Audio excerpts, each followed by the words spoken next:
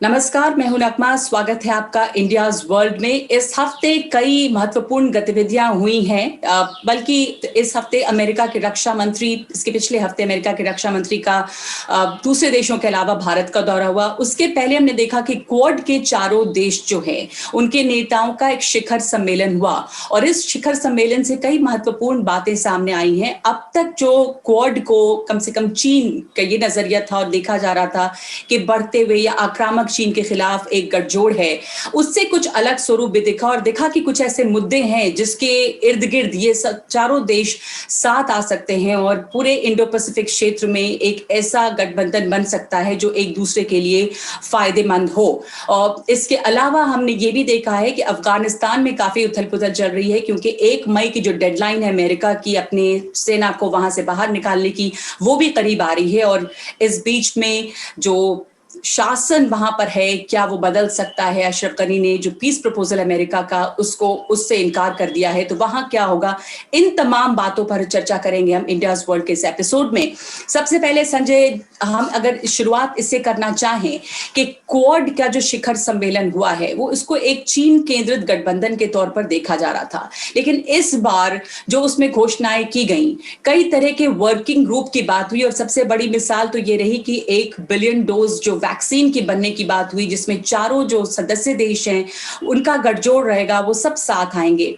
तो ये एक ऐलान किया गया जो दिखाता है कि ये जो है वो चीन केंद्रित गठबंधन से बढ़कर कल बहुत कुछ और है। इंडो पैसिफिक क्षेत्र में कैसे इसका स्वरूप बदल रहा है और क्या क्या हो सकता है अगर क्वाड जो है वो कुछ मुद्दों के इर्द गिर्द काम करे। नगमा जी, बाइडेन के आते आते आपने देखा कि उन्होंने एक प्रयास किया है कि नई प्रकार की विदेश नीति, नई बोलिए या बोलिए कि पुनः एक ऐसी अमेरिकी विदेश नीति स्थापित की जाए जो कि कुछ असूलों पर, कुछ मूल्यों पर आधारित हो, जो कि सिर्फ आपसी कंपटीशन, ट्रेड इनको लेकर के नहीं चले, लेकिन कुछ मूल मुद्दे, उसूल लेकर के आगे बढ़े। ये एक प्रयास उनका है। कितने सफल हो पाएंगे इस प्रयास में, इसके बारे में हम लोग चर्चा कर सकते हैं। लेकिन हाँ, पहल उन्होंने जरूर की है। और जो ये क्वाड समिट हुआ, ये पहला क्वाड समिट है। देखिए, क्वाड की बात तो बार बार होती थी कि क्वाड बना करके जो 4 देश हैं, रूस है, जापान है, भारत है, ऑस्ट्रेलिया है, ये सारे देश साथ मिलकर के अमेरिका के साथ बैठ करके एक तरह से एक हिंद प्रशांत जो महाक्षेत्र है, इसके बारे में एक सम्मिलित नीति, जो बार बार कहा जाता था ओपन, एक Indo Pacific rules based order की स्थापना यहाँ से की जाए। तो बड़ा एक जो क्रिटिसिज्म इसका होता था, चीन ने भी किया है, रूस ने भी बार बार किया है, कई अन्य देशों ने किया है कि ये एक किसी देश के खिलाफ गठबंधन बढ़ता जा रहा था। और इसी कारण कई अन्य देश, जैसे कि जिनमें प्रमुख आसियान देश हैं, सिंगापुर है, बाकी सारे देश हैं, आसियान के देश हैं, वो इससे थोड़ा झिझक उनमें महसूस होती थी कि वो ऐसे गठबंधन का हिस्सा नहीं बनना चाहते थे जो कि किसी एक देश के खिलाफ केंद्रित हो। जी। तो इस बार जो क्वाड से स्टेटमेंट्स निकल करके आए, हालांकि क्वाड ने इस बार, मैं कहूंगा कि एक तरीके से ज्यादा जोशीले ढंग से एक तरीके से कोशिश की है कि अपनी छाप छोड़ने का प्रयास किया है हिंद प्रशांत सागर क्षेत्र में। तो एक तरफ उन्होंने ये किया है, दूसरी तरफ उन्होंने जो प्रयास किया है कि ये सिर्फ एक सिक्योरिटी आर्किटेक्चर नहीं है, सिर्फ सुरक्षा से संबंधित आर्किटेक्चर नहीं है, इसके कई और पहलू हैं और इसके जो बाकी पहलू हैं वो एक ज्यादा बड़ी चुनौती एक ढंग से देते हैं। अगर चीन साम्राज्यवाद स्थापित करना चाहता है तो उसको एक ज्यादा बड़ी चुनौती देते हैं पहले से, क्योंकि ये सिर्फ सिक्योरिटी पर बेस नहीं है। तो 3 पिलर, 3 जो मुख्य पिलर उन्होंने बताए गए, 3 वर्किंग ग्रुप की घोषणा की गई। पहला उन्होंने कहा कि एक क्वाड वैक्सीन एक्सपर्ट ग्रुप, जिसकी आप बात कर रहे हैं, जिसमें कि अमेरिकी वैक्सीन जो है वो भारत में बनाए जाएंगे जापानीज फंडिंग से, और ऑस्ट्रेलिया का लॉजिस्टिक सपोर्ट होगा, उनको कैसे दुनिया भर में बांटा जाए, भेजा जाए। दूसरा जरूरी चीज, जो एक टेक्नोलॉजी वॉर चल पड़ा है, तो क्वाड क्रिटिकल और इमर्जिंग टेक्नोलॉजी वर्किंग ग्रुप स्थापित किया गया कि कौन सी इमर्जिंग टेक्नोलॉजीज हैं जो क्वाड के देश हैं, जो एक समान विचारधारा के देश हैं, माने कि ये टेक्नोलॉजीज, इनकी एक तरह से ये सुरक्षा से संबंधित मुख्य टेक्नोलॉजीज हैं। कैसे इनका विकास हो, डेवलपमेंट हो, कैसे इनके स्टैंडर्ड्स बने, और इस प्रकार के स्टैंडर्ड्स बने जो कि हम देश आपस में तय करें, ना कि दूसरे देश जो कि अथॉरिटेरियन देश हैं इनके स्टैंडर्ड्स तय करें। एक स्टैंडर्ड्स की एक बड़ी लड़ाई आगे आपको आने को देखने को मिलेगी जब ये नई, जो हम आर्टिफिशियल इंटेलिजेंस की बात करते हैं या इंटरनेट टेक्नोलॉजीज की बात करते हैं, एक कनेक्टेड वर्ल्ड की बात करते हैं, एक बड़ी चुनौती स्टैंडर्ड्स की, रूल्स क्या होंगे उसके बारे में होने वाली है। तो दूसरा पहलू ये था। तीसरा जो कि दिलचस्प पहलू है, ये है quad climate working group. Climate change एक बहुत बड़ी चुनौती पैदा होकर के आया है, और यहीं आप देखें अगर क्वाड क्लाइमेट वर्किंग ग्रुप बनता है तो कोई भी क्लाइमेट वर्किंग ग्रुप आज चीन के बिना कुछ काम नहीं कर सकता, क्योंकि चीन सबसे बड़ा एमिटर है। अगर चीन क्लाइमेट ट्रीटीज का हिस्सा नहीं होता है, क्लाइमेट कंट्रोल ट्रीटीज का, तो कोई भी क्लाइमेट अरेंजमेंट काम नहीं कर सकता। तो ये एक तीसरा जो चरण है, जो तीसरा लेग है, उसमें क्वाड को चीन के साथ काम करना पड़ेगा। और बाइडेन का जो गाइडेंस नोट है, बार बार उन्होंने कहा है कि जहां चीन के साथ कोऑपरेशन संभव है हम चीन के साथ कोऑपरेट करेंगे, और जहां कंपटीशन है वहां कंपटीशन होगा।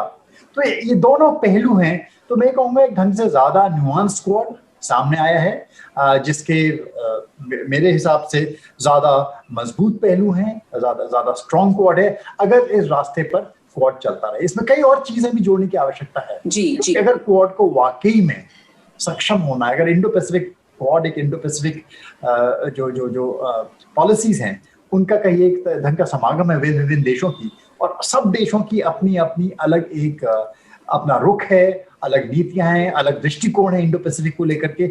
इनका एक अगर समागम होना है, इंटीग्रेशन होना है, एक समान बेस बनना है, तो जरूरी है कि इसमें बाकी पहलू भी जोड़े जाएं, ताकि जो चीन के जो अपने इनिशिएटिव्स हैं, जैसे BRI है जो साउथ ईस्ट एशिया की तरफ से उसके कनेक्टिव प्रोजेक्ट्स हैं, या अन्य देशों में, यूरेशिया, यूरोप, अफ्रीका में जो उसके कनेक्टिव प्रोजेक्ट्स हैं, उन सबका सम्मिलित जवाब, चाहे क्वाड, चाहे एक ज्यादा बड़ी इंडो पैसिफिक एक अरेंजमेंट, उसको गठबंधन नहीं भी बोलें, एक अरेंजमेंट, क्योंकि कई देश, ताइवान है, जापान है, साउथ कोरिया है, यूरोप है, EU के अलावा जर्मनी है, फ्रांस है, सब अपनी अपनी एक इंडो पैसिफिक स्ट्रैटेजी लेकर के आ रहे हैं।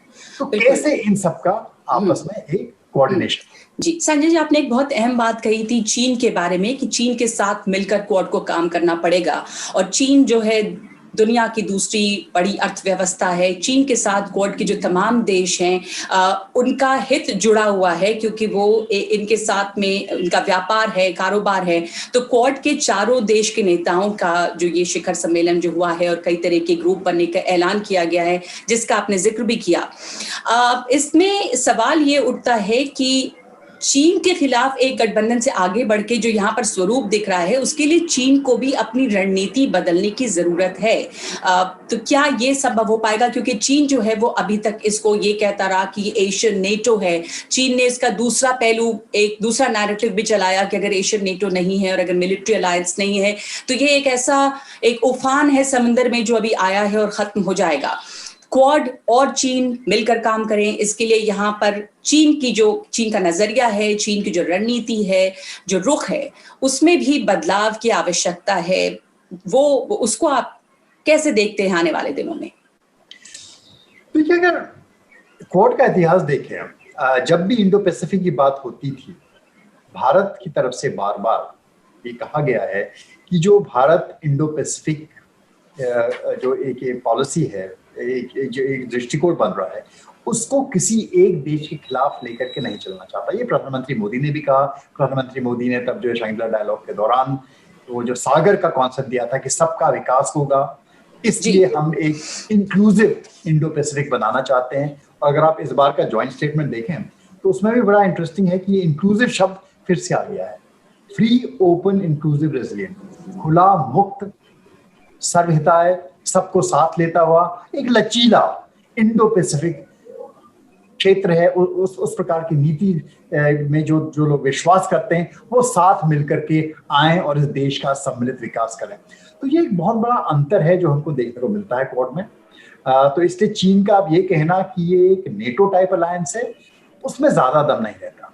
चीन के खिलाफ देखिए दूसरे देशों के बिल्कुल मुद्दे हैं, बहुत अहम मुद्दे हैं, और चीन को कहीं ना कहीं उनका जवाब देना बहुत जरूरी हो जाता है। चीन ने जो ये पूरी पिछले वर्ष कोरोना का दौर आया, पैंडेमिक का दौर आया, तो उसने प्रयास किया कि कैसे अपनी अग्रेसिवनेस है उसको बढ़ाया जाए। उसने सब देशों के साथ कहीं ना कहीं कॉन्फ्लिक्ट शुरू किया। एक तरीके से ऐसा लगने लगा कि चीन को लगा कि ये मौका है कि हम कैसे, क्योंकि मेरे जो जितने तथाकथित प्रतिद्वंदी हैं वो इस वक्त कमजोर हो जाएंगे, उनकी इकोनॉमी पीछे रह जाएगी, तो क्यों ना इस वक्त उनको एक सिक्योरिटी चैलेंज पेश करके, चाहे वो लाइन ऑफ एक्चुअल कंट्रोल पे करें, चाहे वो सिनकाकू पे करें, चाहे वो ताइवान स्ट्रेट्स पे करें, हर जगह कहीं ना कहीं कुछ कर करके मैं अपना जो साम्राज्य से बढ़ाऊं, अपना वर्चस्व बढ़ाऊं। तो ये जो कोशिश चीन की है, इस कोशिश से चीन को पीछे धक्का देना बहुत जरूरी है, और क्वाड ये अच्छी तरह समझता है।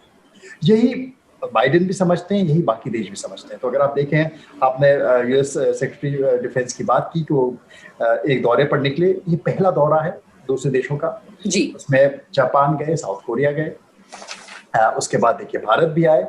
चर्चाएं जो ही हैं वो ऑब्वियस है, चीन भी इनमें हिस्सा होगा। हालांकि स्टेटमेंट्स चीन के बारे में भारत में तो नहीं आए, जापान और कोरिया में जरूर चीन को लेकर के स्टेटमेंट्स आए, और यही चीजें कही गई कि चीन का जो अग्रेसिव नेचर है उसको कंटेन करना कहीं ना कहीं जरूरी हो सकता है। और फिर आपने देखा कि अलास्का में चीन के साथ बैठक हुई, जो कि बहुत अच्छे माहौल में नहीं हुई, और चीन के खिलाफ पहली बार अलास्का की बैठक के बाद आपने देखा कि सिंजियांग में उइगर मुस्लिमों के ऊपर जो अत्याचार चीन द्वारा किए जा रहे हैं उनको लेकर के पहली बार सैंक्शंस लगाए गए। सैंक्शंस अमेरिका ने अकेले नहीं लगाए, कोऑर्डिनेटेड ढंग से मिल करके ईयू ने सैंक्शंस लगाए।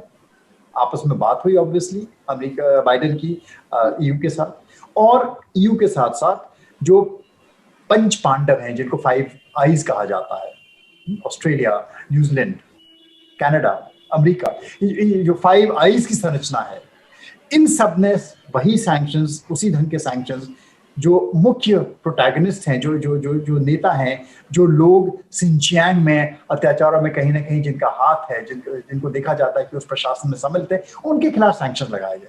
चीन ने जवाब दिया। तो चीन के साथ एक तरफ चीन पर प्रेशर पॉइंट बनाने का बिल्कुल प्रयास किया जा रहा है, जो कि सही रास्ता है। अगर चीन को पीछे पुश करना है तो वही तरीका है, लेकिन इसका मतलब ये नहीं होना चाहिए और ना ये सोचना चाहिए कि चीन के साथ नेगोशिएशन नहीं होंगे। चीन के साथ नेगोशिएशन होने जरूरी है। चीन के साथ लाइंस ऑफ कम्युनिकेशन बरकरार रखना बहुत जरूरी है इस दुनिया में। ना सिर्फ चीन के साथ, जो अगली बड़ी पहल बाइडेन एडमिनिस्ट्रेशन करनी पड़ेगी वो ये करनी पड़ेगी कि जो एक रूस और चीन को बिल्कुल सम्मिलित कर दिया गया एक साथ, कि ये जो है एक तरीके से नकारा देश है, इनसे बात नहीं की जानी चाहिए, जो एक अटेम्प्ट शुरू हो गया है, इससे पीछे हटना पड़ेगा। बिल्कुल उसके साथ भी चर्चा करना अत्यंत आवश्यक है। और आपने देखा कि अभी जो एक अफगानिस्तान की आपने बात की, अफगानिस्तान को लेकर के एक इनिशिएटिव लिया गया जिसमें टर्की को कहा गया, इंटरेस्टिंग है, टर्की को बोला गया कि वो सब देशों को, यूएन की छत्रछाया में सब देशों को बुला करके, जो इंपॉर्टेंट देश हैं जिनमें भारत भी है, लेकिन जिनमें रूस है, पाकिस्तान है, चीन है, ईरान है, इन सबको बुला करके अफगानिस्तान के बारे में भविष्य क्या होना चाहिए, आगे का रास्ता क्या होना चाहिए, क्या सरकार होनी चाहिए, तो उस बारे में फिर से एक सम्मेलन करें। तो ये कुछ बदलाव हैं, ये कुछ चेंजेस हैं जो आप देख रहे हैं, और जो एक ज्यादा, मेरी तरफ मैं कहूंगा एक ज्यादा नुआंस, ज्यादा सटल तरीका है, जिसका प्रभाव पूरे क्षेत्र में आने वाले समय में पड़ेगा। जो एक चिंता ये जताई, बल्कि चीन ने इस बात को भी उठाया कि भारत का ब्रिक्स में भी होना, भारत का क्वाड में भी होना, क्या ये एक विरोधाभास है? क्योंकि उसने ये कहा कि इसका जो नकारात्मक असर पड़ता है ब्रिक्स के ऊपर। दूसरे सवाल ये भी उठ रहे हैं कि रूस और भारत के रिश्ते, रूस और माफ कीजिएगा, चीन और भारत के रिश्ते, इस पर इसका बुरा असर पड़ता है अगर भारत क्वाड, क्योंकि वो अमेरिकी नेतृत्व में बना है क्वाड, और चीन बार बार इस बात को उठा रहा है कि भारत जो है वो अपनी स्ट्रेटेजिक ऑटोनॉमी, जो संप्रभुता है सामरिक, उसको कहीं खो न दे। मतलब ये चीन, हालांकि ये भी हम सब जानते हैं भली भांति कि क्वाड का जो यहाँ पे जो संरचना है, वो भारत का जवाब चीन, एक बहुत ही आक्रामक चीन के खिलाफ है, जिसका एक बहुत अहम हिस्सा है अमेरिका की जो हिस्सेदारी, भागीदारी है इसमें। लेकिन ये सवाल कि इसमें रूस और भारत और चीन, इसके रिश्तों पर भी क्या असर पड़ता है, और ब्रिक्स और क्वाड, इनमें कहीं कोई टकराव है या ब्रिक्स पर इसका नकारात्मक असर पड़ता है? देखिए, ये हम एक बहुध्रुवी दुनिया में प्रवेश कर रहे हैं। ये चीन और अमेरिका दो हिस्सों में बटी हुई दुनिया नहीं रह गई। इसके कई और ध्रुव हैं, जिनमें रूस भी एक ध्रुव है। छोटे छोटे देश जो तथाकथित जो एक मिडिल पावर्स आगे बन गए हैं, जो टर्की हो गया, जापान है, साउथ कोरिया है, कई सारे अन्य देश हैं जो अपनी अहमियत रखते हैं। तो ये पुरानी दुनिया नहीं रही, रूस और अमेरिका के बीच दो खेमों में बटी दुनिया नहीं रही है। ये बहुध्रुवी दुनिया है। इसमें क्वाड और ब्रिक्स का साथ चलना बहुत जरूरी है सब देशों के लिए, ना सिर्फ भारत के लिए, वो चीन के लिए भी जरूरी है, रूस के लिए भी जरूरी है, अमेरिका के लिए भी जरूरी है। जैसा मैंने कहा कि देशों के बीच में जब तक जितनी संभावनाएं हैं, जितने खतरे हैं, उनके बारे में आपस में अगर चर्चा नहीं करेंगे तो ये आज की दुनिया चला पाना अत्यंत मुश्किल है। और जो जो हम चीजों की बात कर रहे हैं, चाहे आने वाले समय में जो सबसे बड़ा चैलेंज हमारे पास है दुनिया के पास, वो क्या है? वो सबसे बड़ा चैलेंज है जो हर देश को परेशान कर रहा है, अमेरिका को परेशान कर रहा है, यूरोप को परेशान कर रहा है, भारत को परेशान कर रहा है, कि कैसे कोविड ने जो इकोनॉमीज को बिल्कुल तहस नहस कर दिया है, कोरोना ने जो मार मारी है इकोनॉमीज पे, उन इकोनॉमीज को कैसे बाहर इससे निकाला जाए। तो ये जो मैं कहूंगा कि ये जो एक सोच है, जो वर्तमान सोच कई बार आप अखबारों में पढ़ने को देखते हैं, मिलती है आपको, वो दो एक्सट्रीम्स पे चलती है। एक एक्सट्रीम सोच तो ये है कि एक यही समय है जब डीप इकोनॉमिक रिफॉर्म करना चाहिए और ऐसी कंडीशंस करनी चाहिए कि एक नया बाजार का base, new liberal international order आ जाएगा, जो कि फिर से पूरी सप्लाई चेन्स को रिकन्फिगर करके जो देश हैं, कौन देश, D10 डेमोक्रेसी अलायंस है, उनमें पूरी सारी इकोनॉमीज को, उनकी इकोनॉमीज को उछाल देगा। और यही टाइम आ गया है सारे रिफॉर्म करने का। एक एक्सट्रीम सोच है। दूसरी सोच ये है जो आप चीन में देखते हैं और कुछ मायनों में अमेरिका में भी देखते हैं, कुछ हिस्सों में, कि ये बेस्ट टाइम है जब जोर से धक्का मार के कंपटीशन की तरफ जो अपने राइवल्स हैं उनको उनकी जगह दिखाई जाए। जो ये समय आ गया है वर्ल्ड ऑर्डर को चेंज करने का, जो एग्जिस्टेंट आज की तारीख के साम्राज्यवादी हैं उनको बाहर निकालिए, और जो बहुरूपी है समाज, जो बनना चाहते हैं भविष्य साम्राज्यवादी, उनको भी बाहर करिए और एक नए तंत्र का स्थापना करिए, एक नए हेजेमनी का स्थापना करिए पूरी दुनिया में। ये दोनों साइड्स बिल्कुल गलत है। आज अगर दुनिया को बाहर निकलना है स्थिति से, तो दोनों पक्षों को आपस में बैठ करके काम करना पड़ेगा, एक दूसरे को इस स्थिति से बाहर निकालना पड़ेगा, इसके अलावा कोई रास्ता नहीं है। तो ये जो एक द्वंद्व चल रहा है, इसका कहीं ना कहीं अंत होना जरूरी है। और इसी से अगर आप आसियान का व्यू देखें, जो आज काफी पावरफुल है, आज उन्होंने चीन के साथ अगर आप देखें RCEP समझौता साइन किया है, एक बड़ी जो लार्जेस्ट ट्रेड अलायंस है उन्होंने साइन किया है, जिसमें ऑस्ट्रेलिया भी हिस्सा है उसका, जापान भी उसका हिस्सा है। तो उनका भी रुख जो है वो चीन की तरफ बिल्कुल परिवर्तित है जहां तक ट्रेड का सवाल है। तो आगे आने वाली दुनिया में इस तरीके से जो अपने कम्युनिकेशन चैनल्स हैं वो खोले रखना बहुत जरूरी है, और इसलिए ब्रिक्स जैसी संस्थाएं ज्यादा महत्वपूर्ण हो जाती हैं, कम नहीं होती हैं। जी संजय जी, एक आखिरी सवाल, बहुत संक्षेप में आपसे टिप्पणी चाहूंगी इसके ऊपर। हमने देखा कि अमेरिका के डिफेंस सेक्रेटरी यहाँ आए, सेक्रेटरी ऑस्टिन, और उसके बाद वहां जाकर उन्होंने S-400 की भी बात की और मुद्दा यहाँ उठाया क्योंकि उनके ऊपर बिग दबाव था। उन्होंने ह्यूमन राइट्स की भी बात की। इधर अफगानिस्तान में जो डेडलाइन है 1 मई की, वो नजदीक आ रही है और संकट बना हुआ है कि वहां पर किस तरह से ये डेडलाइन जाहिर है आगे बढ़ सकती है, पर जो बातचीत है वो सब बहुत उलझी हुई है। और इस बीच अशरफ गनी ने अमेरिका के पीस प्रपोजल को रिजेक्ट करते हुए कहा है कि एक इलेक्शंस में जाएं हम, और हम तभी हस्तांतरण हो सकता है सत्ता का जब चुनी हुई सरकार आए। तो ये जो उलझन यहाँ पर अभी अफगानिस्तान में है, भारत भी इसमें अब टेबल पर मौजूद है बातचीत में, हालांकि इसको बाहर रखने की कोशिश हुई रूस की तरफ से। वहां पर क्या आप देख रहे हैं आने वाले दिनों में, किस तरह की उथल पुथल देखेंगे?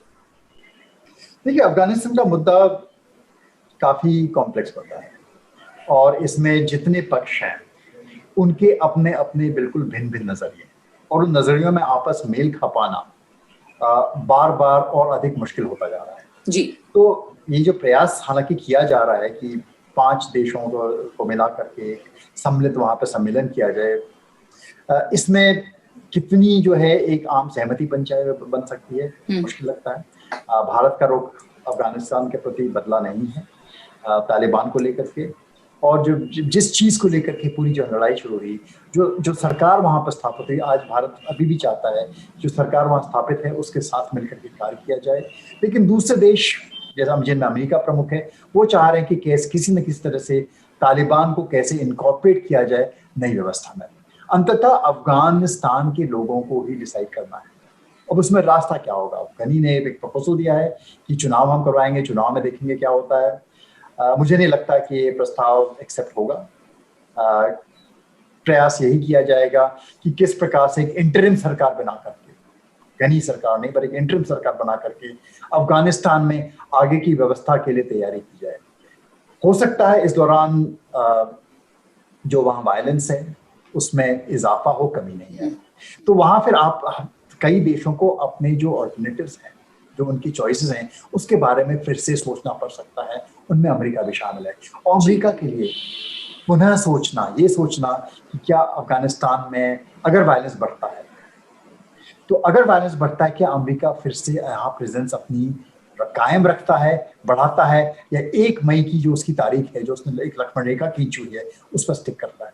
तो ये एक मुद्दा जो है कॉम्प्लिकेट थोड़ा होता जा रहा है। देखिए इसमें क्या होता है। अगले हफ्तों में हो सकता है हम और विस्तार से इस पर चर्चा करेंगे, क्योंकि कई पहलू हैं इस मैं कहूँगा एक बड़े पेचीदा समस्या। जी, काफी उलझा हुआ ये मामला है, बहुत पेचीदा ये मामला है, और अशरफ गनी ने एक नया प्रस्ताव सामने रख दिया है। उम्मीद कम है कि इस प्रस्ताव को स्वीकार किया जाएगा, तो देखना होगा। आने वाले एपिसोड्स में हम इस पर और बातचीत करेंगे, लेकिन इस हफ्ते इंडियाज वर्ल्ड के इस एपिसोड में इतना ही समय है। बहुत बहुत धन्यवाद आपका।